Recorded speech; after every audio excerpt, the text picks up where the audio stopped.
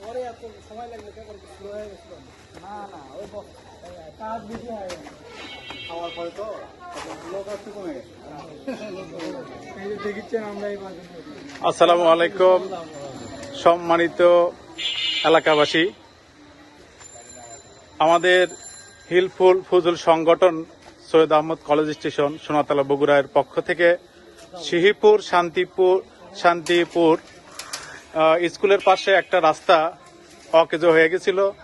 আমাদের সংগঠনের পক্ষ থেকে কাজটি সাময়িক চলাচল করার জন্য আমরা স্বেচ্ছায় সংগঠনের সকল সদস্যবিন্দু কাজটা আমরা সম্পূর্ণ করলাম ইনশাআল্লাহ।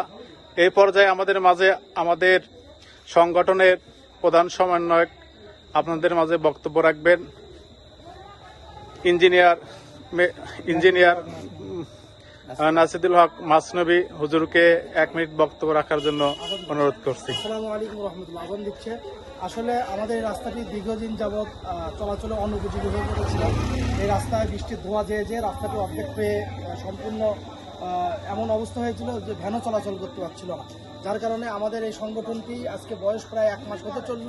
আমাদের হিলফুল ফুজুল কল্যাণ ফাউন্ডেশন, যেটা আল্লাহ রাসূল সাল্লাল্লাহু আলাইহি সাল্লামের একটি সংগঠন, এই সংগঠনে আমরা আপাততভাবে প্রায় 20 জন থেকে 25 জনের মতো সক্রিয় কর্মী রয়েছি। আমাদের প্রতিষ্ঠানের সকল সদস্যদের সকল সহযোগিতায় এবং সকল সদস্যদের ঐচ্ছিক ইচ্ছার ভিত্তিতেই আমরা এই কাজটি হাতে নিয়েছিলাম এবং আলহামদুলিল্লাহ আমরা সম্পন্ন করতে পেরেছি। যতখানি সম্ভব আমাদের দ্বারা আমরা সেটা করেছি। আপনাদের কাছে আবেদন থাকবে যে আপনাদের আশেপাশে এই ধরনের কোনো কাজ থাকলে আপনারা সেখানে হাত লাগান এবং পাশাপাশি আপনারা যারা এই সংগঠনের সদস্য হতে চান, যারা আছেন, আমাদের কিছু ক্রাইটেরিয়া আছে, নামাজি হতে হবে এবং দিনদার হতে হবে এবং হারাম কোনো কাজের সাথে যুক্ত থাকা যাবে না। এইরকম যারা কর্মী আছেন, যারা যোগ দিতে চান, তারা অবশ্যই সৈয়দ আহমদ হাফেজুল মাদ্রাসায় যোগাযোগ করে এই সংগঠনের ফর্ম নিয়ে এই সংগঠনের সদস্য হবেন। আশা করি ইনশাআল্লাহ আমরা আগামীতে আরো বৃহৎ পরিকল্পনা হাতে দিব এবং সেগুলো সফল করবো ইনশাআল্লাহ।